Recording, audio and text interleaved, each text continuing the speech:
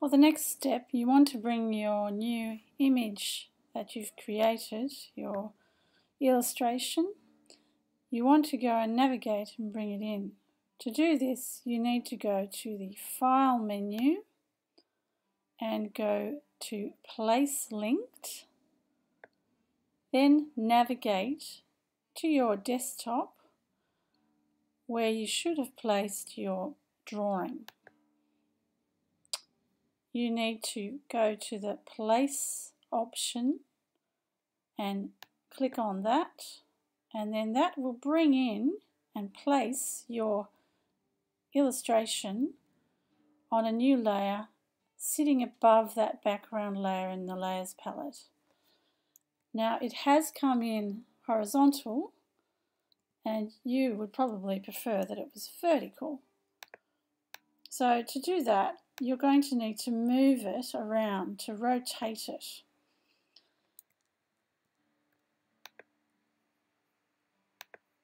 To do this, go to your Edit, Transform menu, Scale. Make sure you're still on the layer that has the drawing, not on the background layer. In Photoshop, you can tell which layer you're on because there'll be a little highlighted area next to it. So now I'm on the background layer, click back up and I'm on the actual drawing layer. So to repeat, to access the transform tools, you've got to go to the Edit menu, find Transform. In this case we want to scale and rotate. So we'll rotate it first. You'll see you get little handles and it indicates there's a curve. If you hold down your mouse key and just pull around, it should rotate into the position you want.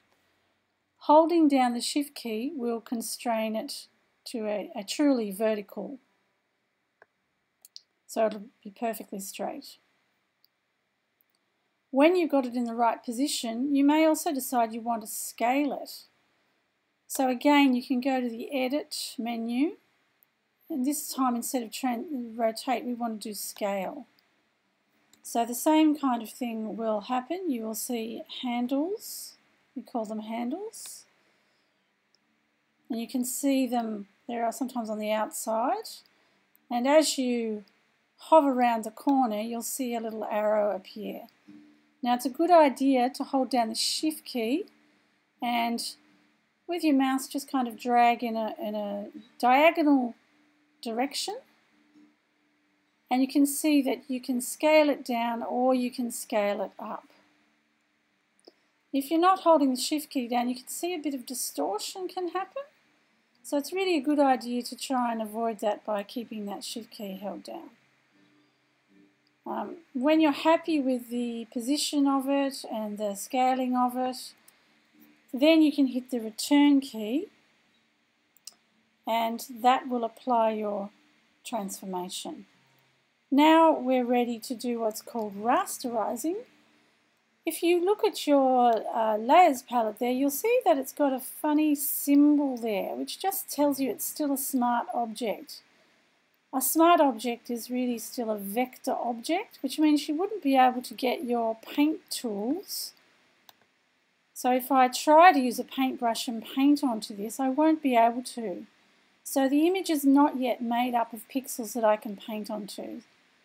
So what I need to do is to rasterize it. That will turn it into pixels which I can paint and delete and do anything I want with. So to do that, you need to go up to the Layer menu on your keyboard, on your screen, and go down and find the Rasterize Object, Smart Object. Now you can also find that tool by clicking next to the Layers menu. You'll see there's a little 3 tab. Most of the menus have these options, and it allows you to find a lot of other tools by going into there. And you'll find the rasterize option is in there as well. So that's a possible way of approaching it. You can see the symbols disappeared now, and that means that we could actually paint now onto that. layer. And it gives you an idea of now that it's something you can interact with. So one of the first interactions you could experiment with is looking in that layers menu. You can see that menu, that particular layer is set to normal. That's called a layer mode, and there are several other modes you could experiment with. One is called multiply, and you can see that kind of drops the white out. It does, however, if you've got a coloured image, it will actually affect the colour, so it might not be the one you want. However, it's worth sort of playing around with some of these layer mode options, and you might find one that you really like and you want to keep that and use it. So there's all sorts of interesting ones you can work with.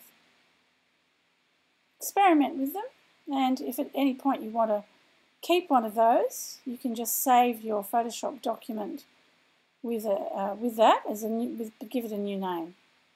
So that's the layer modes. So that's going to be a really good option. And if you just want your black and white drawing and with the coloured background showing through, that's an excellent option for you. However, I'm going to put that back to normal, because what I'd like to do is remove the white from this image and be able to actually colorize the line work separately. So to do that, I want to go up to what's called the Select menu. And in the Select menu, you'll find a tool called Color Range. Now this is a terrific tool. It's very useful. So go to Select Color Range. A menu opens up and you'll see it has eyedroppers. And with those you can select the colour that you're trying to isolate.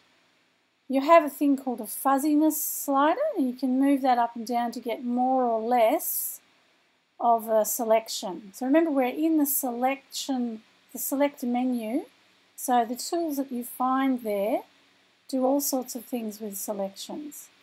So I'm going to leave the fuzziness slider there and just have a look at it. I'll say OK. And when I do that, you can see it's selected a lot of the white. If I hit my delete key, I've now removed all the white from the image, and I can turn off that, what's called an active selection. Some people call it crawling ants because it moves to show you the selection you've got. If I do Command D, it now is just the line work sitting on that layer by itself. So if I turn off the bottom layer, you can see I've removed all of that white area and I only have the black line as on its own on the layer. So what we can then do with that is we can reselect that layer. Now to reactivate that selection, all you need to do is put your cursor, hover it over the little layer thumbnail, that's called a layer thumbnail, and hold down your Apple or Command key, and you'll see how that changes when I'm hitting the Apple key. It's telling me I'm about to load that as a selection. So you need to keep that Command key held down and then click once with your mouse, and you'll see that that selection is now activated again. Now what I'd like to do is change the colour of the line work from black to some other colour. To do that, I need to move to the Image menu and go to what's called the Adjustments. All the tools in here will do lovely adjustments to your image. The one we want to look at right now is called Hue Saturation. And whatever you have selected, you can use these saturation sliders to alter the appearance of the colour. Now if nothing's happened, you can see that I'm trying to change my colour and nothing is happening. So that's because I haven't hit the little Colorize button. Now as soon as you do that, you should see that the actual colour that I've got for that image is now, the line work is now changing colour. So if I deselect it, you can see that it's changed colour. I've now got a pinky colour in there. I'll do that again. So it's Image, Adjust, Hue Saturation sliders. Make sure Colorize and Preview are both ticked. And then you can play around with saturation. That'll make the colour more intense. But you can play around with the colour slider, the hue slider, to alter the actual colour that your line work is. You also can change the lightness or darkness of that colour.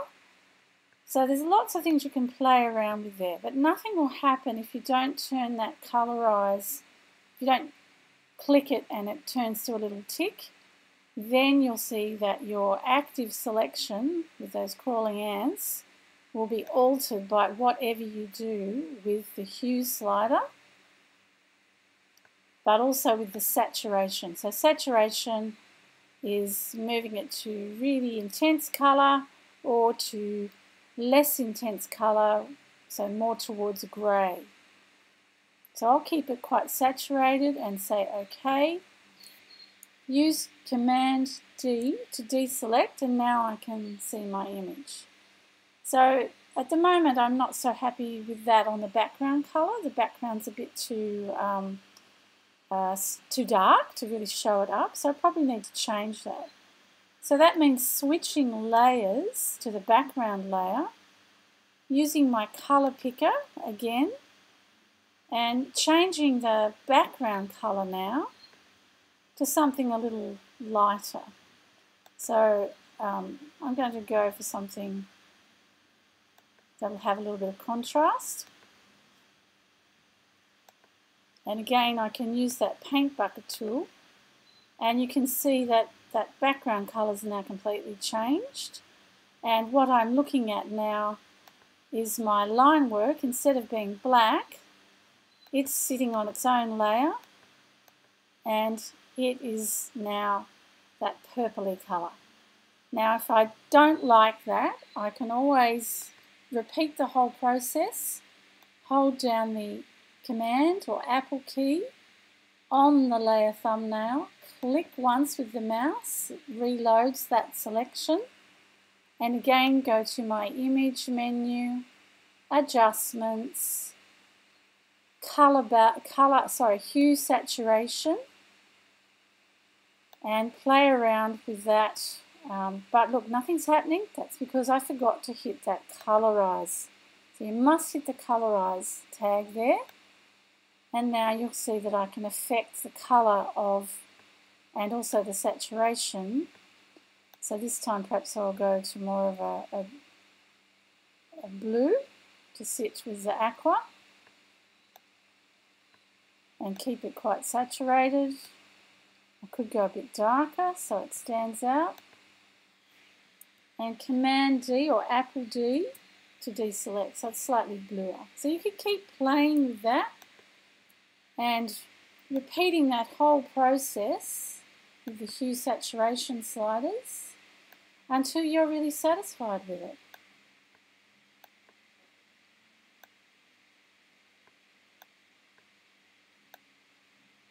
So I'm saturating the colours, playing with the lightness, darkness. Command D to deselect. So it's slightly redder. Another thing I could do is also in the image adjustment, I could go to my levels command.